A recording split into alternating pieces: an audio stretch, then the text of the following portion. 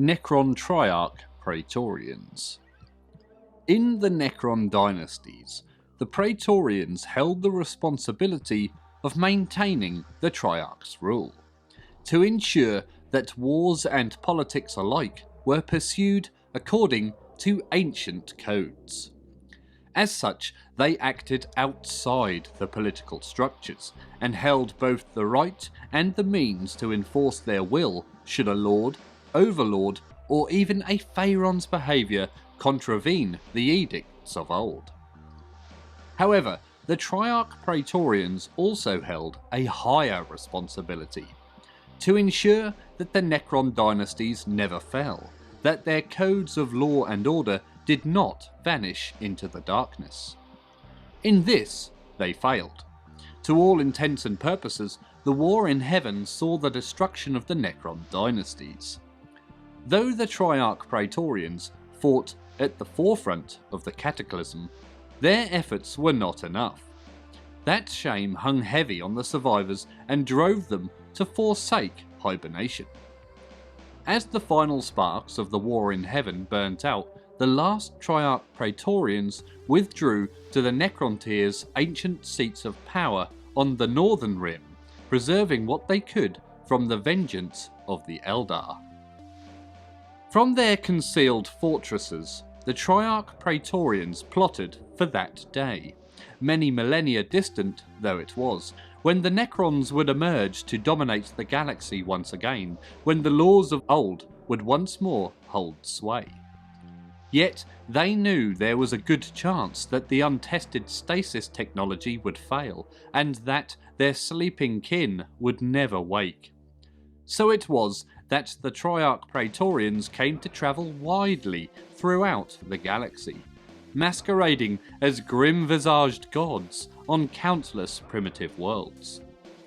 They brought the codes of the Necrontier to credulous primitives, reshaping cultures according to their own ideals.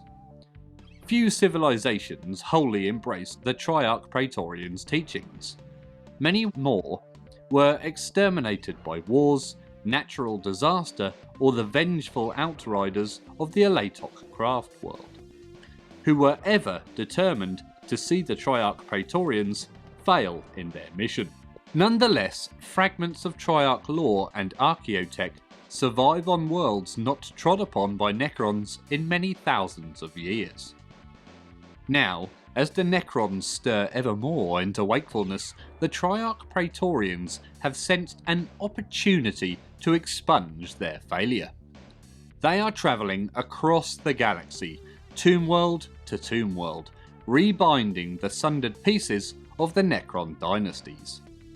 It will be a long and interminably slow process, for the galaxy is vast beyond imagining, and the locations of many Necron worlds have been lost, but the Triarch Praetorians have patience enough for the search and a burning determination to see it done. Once a tomb world has been contacted and bound into the newly founded dynasties, a host of Triarch Praetorians is assigned to that world in perpetuity, to govern its protocols and act in its defence. So it is that formations of Triarch Praetorians are often found at a battle's forefront in the defence against invaders and campaigns of reclamation alike. Even could he do so, no noble would refuse such assistance, for extreme age has little dulled a Triarch Praetorian squad's combat skills. Triarch Praetorians seldom fight in a battle's initial waves, preferring to hover above the fray on gravity displacement packs. From here, they watch carefully, not only for the moment at which their intercession will have the most impact, but also to observe the foe's actions. Though Triarch Praetorians share the usual Necron contempt for any race that is not their own, they are ever watchful for an opponent marked millennia ago by their influence, and sometimes proclaim such creatures honourable foes against whom the code of battle must be observed. This can prove frustrating to an army's commander.